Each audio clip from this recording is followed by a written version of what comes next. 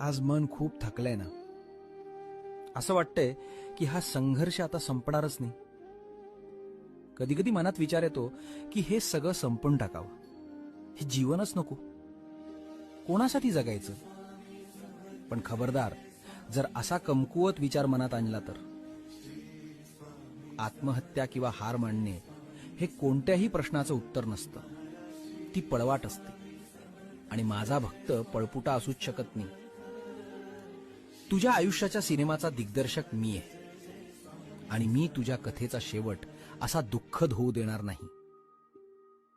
फक्त थोडा वेळ वाट बघ.